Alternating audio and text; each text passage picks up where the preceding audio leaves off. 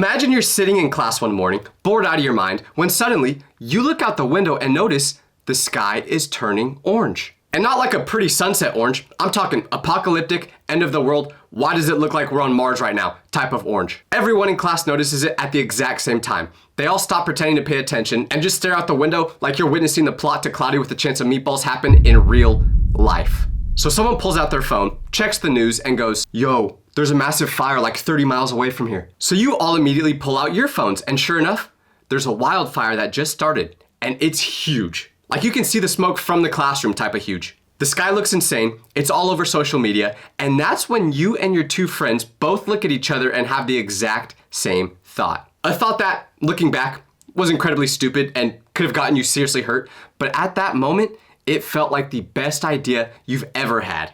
What was the idea? Go see this fire up close. Because this is what happened to me, and I know what you're thinking. Tyler, that's a terrible idea. Wildfires are dangerous. You could get hurt if you try going near it. Nah, I'm joking. None of you guys are actually thinking that. I know y'all don't care if I get hurt or not. Matter of fact, I see comments hoping that I do get hurt sometimes. You're absolutely right though. This would prove to be one of the worst ideas I've ever had. And I once tried to microwave a Pop-Tart still in the wrapper. But my friends and I were determined to get out of school and go see it. All we had to do was figure out how. So we're texting each other under our desks, coming up with the strategy. The teacher's still yapping about whatever she was teaching, probably talking about how to solve the area of a triangle, which I'm so glad I learned because I've used that a total of 0 times since graduating. Meanwhile, we're not paying attention because we're too busy planning our great escape. And we only had one rule with sneaking out of school, one non-negotiable condition that we all agreed on. We had to be back by 1:30 p.m. Because me and my friends had a huge math test that day. And I'm not talking about like a little quiz that's worth 10% of your grade. I'm talking about a massive test that was worth like 25% of our final grade. And if we missed it without an excused absence, we would probably fail the class. Well, my homie probably would have failed the class even if he did take the test. But for the rest of us, we couldn't miss this. But we were thinking, be back by 1:30 p.m.? No problem. It's only 8:30 right now, which means we have 5 hours. That's plenty of time. We'll drive out there, look at the fire for like, I don't know, an hour, and then be back in time for the test. Easy. Spoiler alert, it was not easy. So now we had to figure out how to actually get out of school without getting caught. Because you can't just stand up in the middle of class and walk out the front door. Well, I mean, I guess you can. Wait, why did we not try that? So we needed a plan, and luckily, my friend had one. It was the kind of plan that could either work perfectly or blow up in our faces spectacularly. There was no in between. Here's what we decided. One of my friends would go up to the teacher and say he just found out about a family emergency and needed to leave immediately to go home. But he doesn't drive, so I would offer to take him home since I have a car. And as for my other friend, he would just say he needed to go to the bathroom and then sneak out that way and meet us in the parking lot. So my friend Jake, who, by the way, I always use fake names for these videos because I never know if my old friends from school would be cool with me using their real names. But anyways, Jake goes up to the teacher's desk, and I'm not gonna lie, I'm pretty sure Jake is working construction right now, but he should quit that and pursue a career on the big screen because his acting was incredible. He walks up to her desk and starts fake crying. Not like over the top sobbing where it's obvious that he's faking it. No, he did the subtle approach. A little sniffle here and there, a shaky voice, watery eyes. It was perfect. I'm pretty sure I saw a single tear roll down his cheek. I still don't know how he did that. Maybe he just thought about his dog dying or something, but hey, it worked. Dang it, now I'm sad because I just thought of my dog dying. He then tells the teacher that his mom just texted him about a family emergency and he needs to leave. The teacher completely buys it. She doesn't even question it. She's so sympathetic that she goes, oh my gosh, of course. I hope everything's okay. Do you need anything? Do you want me to call the office for you? And Jake's like, no,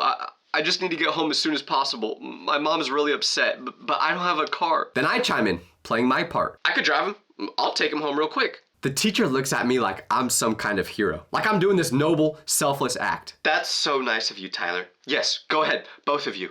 Just check in with the office before you leave, okay? Yeah, of course we'll do that, no worries.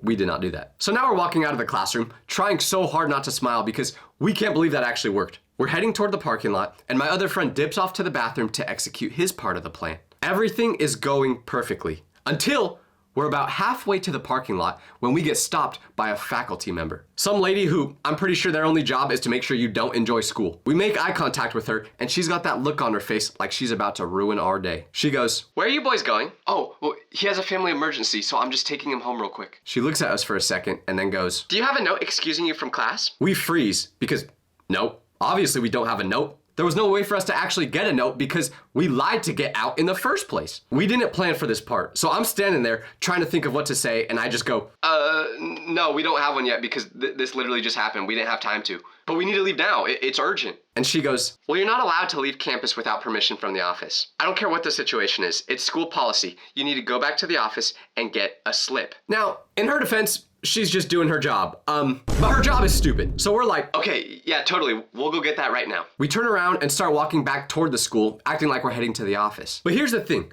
We knew we couldn't actually go to the office and get a permission slip because if we went to the office and tried to get one, they would call Jake's parents to confirm the emergency. And when they called his parents, they would just be like, what? There's an emergency? Did Jake wet his pants in class again or something? And then we would have all got busted. So instead, we kept walking toward the school and we waited until the faculty lady turned around and started walking in the other direction. The second she wasn't looking at us anymore, we made a run for it straight to my car. Thanks to how stealthy we were, and the fact that this lady was like 80, so her eyes and ears were probably really bad, it worked. We made it to my car without her seeing us. We all jumped in, I started the engine, and I floored it out of that parking lot before she could turn around and see who was driving. And just like that, we were free.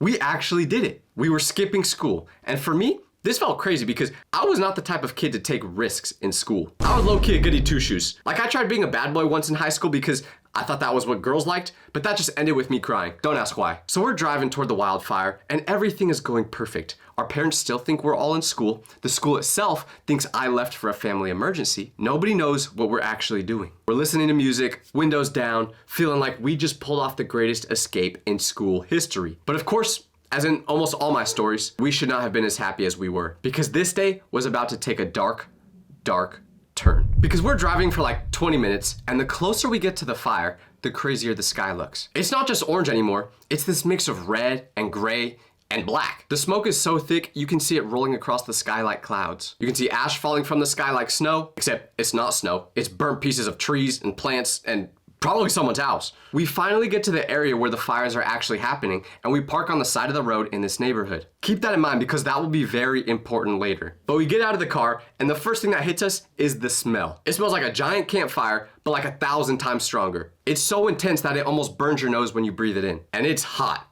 Way hotter than it should be for just being near a fire that's supposedly miles away. But as we're trying to get a good look at the fire, we realize we can't actually see it that well from where we are. We can see the smoke and the orange glow in the distance, but we can't see the actual flames because it was on the other side of the hill from where we were at. And we didn't drive all the way out here and risk getting in trouble just to see smoke. We wanted to see the fire, the real deal. The neighborhood we parked in led right up to this hill you could hike up, so that's where we went to get a better view. Now, looking back, this was the pivotal decision that made everything the rest of the day go so wrong. And you'll understand why soon. There was a trail that led deeper into the area where the fire was, and we just started walking down it. We walked for about 1.5 miles through this trail, and the whole time we're walking, the air is getting thicker and thicker with smoke. We're coughing a little bit, our eyes are starting to water, our throats are burning, but we're pushing through because we're committed now, even though we still couldn't see the fire from where we were at yet. Finally, after what feels like forever, we get to the top of the hill, and we can see the fire. And let me tell you, it was insane. It was one of the craziest things I've ever seen in real life. And I once saw a guy at Walmart buy 47 cans of beans and nothing else. So that's saying something. It's this massive wall of flames in the distance, just tearing through the forest like it's nothing. And you could really feel the heat from where we're standing now.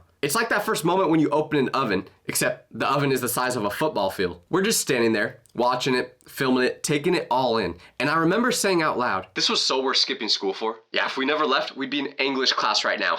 I'm so glad we ditched. We're standing there for probably 10 or 15 minutes, just mesmerized by this fire. But then something changed. The wind shifted and suddenly the fire started moving faster toward us. The wind picked up and now the flames are spreading in our direction. Not super fast, but fast enough that we all collectively went, yeah, we should probably get out of here now. Because the last thing we wanted to happen was us ending up on the news with a headline that said, 3 teenagers die in wildfire after skipping school, including one very handsome one. That's not the legacy we wanted to leave behind. That's not how we wanted to be remembered. Instead, my legacy is being the oil up guy.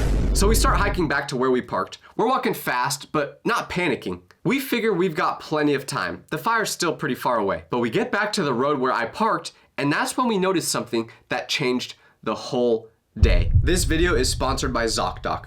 You know how when you see a text message from someone, you look at it right away and then think, I'll respond to it later, but then end up never doing it? Well, that's how I used to treat going to the doctors. I'd realize I'm sick, think, I'll just book an appointment later, and then just never end up doing it. Next thing I know, months have passed and I've got the bubonic plague.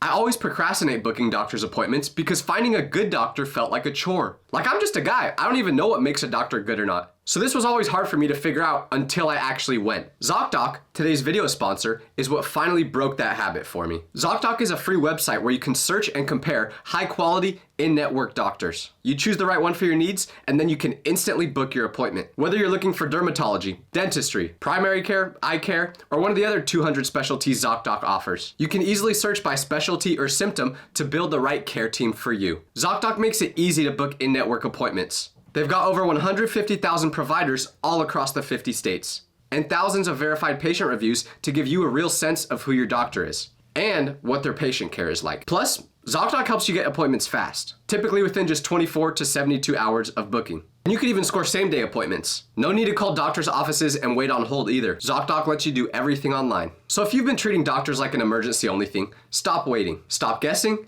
and start getting the care you need. Go to ZocDoc.com/Tyler Vitelli, also linked in the description, to find and instantly book a top-rated doctor today. Thanks again to ZocDoc for sponsoring. Now, let's get back to the video. My car isn't there. At first, I thought we just went to the wrong spot. Like, maybe I parked a little further down the road and I'm just confused. So we walk up and down the road looking for it, but it's not there. It's just gone, vanished. And I'm just thinking, man, you can't have anything in LA. But like, this was a nice neighborhood. Why are they stealing my Honda Civic? That's like robbing a bank and taking the free lollipops instead of the money. Like, there's Lamborghinis, Mercedes, BMWs in this neighborhood. Why would you take a Honda Civic? But then Jake points to a sign that we completely missed when we first got there. A sign that's posted right where we parked. A sign that says in big bold letters, "Parking for residents only. Unauthorized vehicles will be towed." So what am I saying? My car got towed. I'm standing there, staring at the sign going, no, this can't be happening right now. This cannot be happening. Because remember, I had to get back to school. I could not miss that test. And now that the fire was getting close and we didn't have any car, we were getting nervous. This was pretty messed up though. Like, there's a literal forest fire happening 2 miles away. The sky is orange, ash is falling from the sky like it's the apocalypse, and the tow truck company still had time to come out here and take my car? They had nothing better to do during a natural disaster than enforce parking regulations? Like, I'm just imagining the people that live in this neighborhood sitting in their house, looking out their window to see their neighbors' houses all burning down, and they're just thinking, you know what could fix this? Tow that car that's not supposed to be there. The fire was now getting so close that the people in this neighborhood were evacuating. So traffic was starting to build up while we're just standing there stranded. My car was gone, we're miles away from school, we're miles away from home, and the fire is still getting closer. We're totally cooked. Possibly literally. We're panicking, trying to figure out what to do, and that's when we realize what time it is. It's already noon. We've been out here for way longer than we thought, and we only have an hour and a half to get back to school for the math test. And remember, this isn't some regular math test. We cannot miss this. So my friends are freaking out. They're pacing back and forth, running their hands through their hair, looking stressed. Dude, we need to get back right now. If we miss this test, we fail the class. We can't risk it. We have to leave right now. And I'm like, yeah, but we can't also just leave my car at the impound lot. I need to get it back. Because if my parents found out I did that, there would be a funeral in about a week that you'd have to attend. And just so you know, if you come to my funeral, I'm not going to yours. We start arguing about what to do. They want to Uber back to school immediately and deal with the car situation later. I want to Uber to the impound lot first to get my car and then drive back to school. But there's not time to do both. We have to choose. Finally, after going back and forth for a few minutes, they're like, look, we can't wait, Tyler. We're Ubering back to school. You do what you need to do, but we can't miss this test. I'm sorry, man. So they pull out their phones and order an Uber. And like 5 minutes later, it shows up. They get in the car and leave. I respect Uber drivers. They'll show up in an apocalypse to pick you up just for that $5 tip. So now I'm standing on the side of the road, alone, with a wildfire in the distance, no car, and a math test in an hour and a half that I absolutely cannot miss. And them leaving me put me in a really bad situation because with how far away we were from school, an Uber back was not cheap. With all three of us combined paying for it, I could afford it. But just trying to pay for an Uber myself, that was playing a risky game. I pull out my phone and search for the nearest impound lot. There's one about 15 minutes away, so I call them to see if they have my car, and they do. I order an Uber there, and I wait. The whole time I'm waiting, I'm watching the smoke get thicker in the sky, and I'm trying to figure out if I should be more scared about the fire getting closer or not getting back to school in time. The Uber finally shows up. It takes like 10 minutes. Now that I think about it, I wonder if all the Uber drivers in that area just huddle around that neighborhood because they knew people would need Ubers out of here. Like maybe people's cars burned down and they needed a ride. At this point, I'm pretty sure you could be on the mood ordering an Uber and these drivers would still find a way to come pick you up. So I get in the car, the driver looks at me in the rearview mirror and goes, "You okay? Smells like smoke outside." And I'm like, "Yeah, long story. Can you just get me to the impound lot as fast as possible?" And he's thinking, why is this kid who's barely been through puberty asking me for a ride to the impound lot? But he did it anyway. After that, we drove without talking, mostly because I couldn't understand anything he was saying. Like he was on a phone call with someone the whole time and I couldn't tell if he was talking to me or them because sometimes they wouldn't respond. But I'm going off track. Anyways, I'm checking the time on my phone every 30 seconds, watching the minutes tick by, doing mental math to figure out if I can still make it back to school in time. It's looking like it's gonna be super close. If I can hurry at the impound lot, I should be able to get back in time. We get there around 12:15. I say thank you, bus driver, get out, and I walk up to the front desk. There's a guy behind the counter who looks like he hates his job and hates his life and hates me, and he goes, "Can I help you?" I tell him my car got towed from the wildfire area and I need to get it back as soon as possible. He types something into his computer with 2 fingers like he's never used a keyboard before in his life, and then he goes, "Yep, we've got it." I exhale and go, "Awesome. Can I get it back?" But then he goes, "Yeah.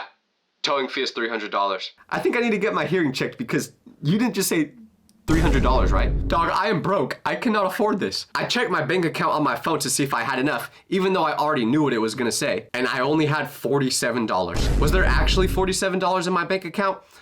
I don't remember because this happened a long time ago, but I figured it would be better to say a specific amount. Point is, I definitely did not have close to $300. I also didn't have a credit card yet or anything, so I could not pay this fee. The guy behind the counter is just staring at me, waiting. He doesn't care about my problems. He just wants the $300. I'm trying to think of how to get this $300 within the next 5 minutes. Like, do I just say, "Look, a pig flying." Hope he turns around for a second to look, and then I take the keys from behind him? No, I don't think that would work. So now, I have no choice. I have to do the one thing I was hoping to avoid. I have to call my mom. I step outside the impound lot, take a deep breath, and I call her. I'm sweating. Shaking. Same thing I do whenever I take a dump. The phone rings once, twice, 3 times, and then she picks up. "Hello?" I can tell she's wondering why I'm calling her at this time of day when I should be in school. And before she can even say anything else, I go, "Mom, I need you to send me $300 right now." There's a pause, a long pause, and then she goes, "What? Why? Where are you? Are you okay?" "Okay, so here's the thing. I skipped school to see a wildfire with my friends and my car got towed. I need $300 to get it out of the impound lot and I need it right now because I have a big important test in about an hour that I cannot miss." Silence. Complete silence. I can hear her breathing on the other end of the phone. And I know she's trying to decide if she should ground me until GTA 6 comes out or just disown me altogether. And then she starts yelling. "You did what? You skipped school to see a fire? Are you insane? What is wrong with you?" And I'm like, "Mom, I know you're mad. I know this was stupid. You can yell at me all you want later. You can ground me. You can take my phone away. Well, actually, I would prefer if you didn't do that. But anyways, I need the money right now, Mom. So please, just send it and we can talk about this later." She's furious. "You're grounded for the rest of your life." She hangs up the phone and about 30 seconds later, I get a notification saying that I just got $300. I go back inside the impound lot, pay the fee with the money my mom sent, and they tell me they'll bring my car around. I'm standing there waiting, checking the time on my phone, and it's 12:35 p.m. now. I have less than an hour to get back to school. They finally bring me my car. I get in, start the engine, and I peel out of that impound lot like I'm in a Fast and Furious movie. I'm checking the time every few seconds to see if I'll make it. 12:50 p.m., 1 p.m., 1:10 p.m. Time is moving way too fast. And if you know anything about LA traffic, it's awful. So I kept getting in traffic jams thinking I was never gonna make it. But somehow, I finally pull into the school parking lot at 1:28 p.m. Once again, was it actually 1:28 p.m.? I don't know, but it was close to when my class started. I literally sprint from my car to the classroom. I'm running through the hallways like my life depends on it. I'm out of breath, sweating, and I definitely smell like a campfire. I burst through the classroom door right as the bell rings. Everyone in class turns and looks at me. I'm standing there in the doorway, panting, smelling like smoke, covered in ash, looking like a Fallout character. The teacher looks at me and goes, "Tyler, are you okay?" "Yeah, I'm fine. I just had a rough morning." She looks at me like she doesn't believe me, but she doesn't say anything. She just goes, "Okay, take your seat." I finally sit down and I'm relieved. I'm exhausted, I'm stressed, but I made it. And at this point, I thought everything was gonna be okay. But boy, was I wrong. Because the teacher starts handing out the test, but then maybe 2 or 3 minutes into the test, the classroom phone rings. The teacher walks over and picks it up. She listens for a second. She goes, Okay. And then she hangs it up and looks directly at me. Tyler, the office needs you right now. My hands go cold. I feel like I'm gonna throw up. Everyone in class is looking at me again. I hear someone go, "Ooh, he's in trouble." Whoever said that, I'm gonna find you. I stand up and walk out of the classroom. And the whole time I'm walking to the office, I'm thinking, this is it. I'm done. They know. They figured it out. I'm getting suspended and my life is over. I walk into the office and the vice principal is sitting there behind her desk with her arms crossed. She looks at me and goes, "Tyler, sit down." I sit down, smelling like smoke, which probably didn't help with whatever she was about to say. And she goes, "Can you explain to me why you weren't in your second, third, fourth, or fifth period, but you magically showed up in your sixth period class today?" I'm sitting there, smelling like a campfire, covered in ash, and I know there's no point in lying. She caught me. It's over. So I just tell her the truth. "I skipped school to see a wildfire." She stares at me for a second and then goes, "You skipped school to see a fire?" "Yeah." "A wildfire?" "Yeah." She shakes her head and lets out this long sigh, like the kind of sigh that says, "I'm too old for this, and why do teenagers do such stupid things all the time?" Then she goes, "You do understand that you can't just leave school without an excused absence, right?" "Yeah. You're getting detention. 3 days. And I'm calling your parents." I nod and say, okay. Like I was already about to be banished to the Badlands from Elden Ring by my parents, so who cared? The only part I was really scared of right now was the fact that I was missing my test. And I could afford to get detention, but missing this test, that was something I couldn't do. At this point, I'm just accepting my fate. I'm not even trying to argue. So I say to her, "I'm so sorry about this, and I promise it won't happen again, but I'm taking a really important test in my class right now, and I can't miss it. So can I please go back?" And I'm thinking this is a full court shot I'm taking with 0% chance of going in. This is like me asking Margot Robbie out on a date. It ain't happening. But if you're seeing this, Margot, no? Okay, I'm sorry. But then the vice principal pauses for a second, and she goes, "Yeah, go. Before I change my mind, go." I didn't need to be told twice. I stand up and walk back to class as fast as I can. I'm basically jumping for joy until I sit down at my desk and realize this test is really hard. So I failed it anyway. I probably would have got a higher score if I just didn't show up. And for what my punishment was when I got home, well, I'm still grounded to this day. So if you've ever wondered why I always film videos just inside my house, it's because I'm still not allowed to leave until GTA 6 comes out.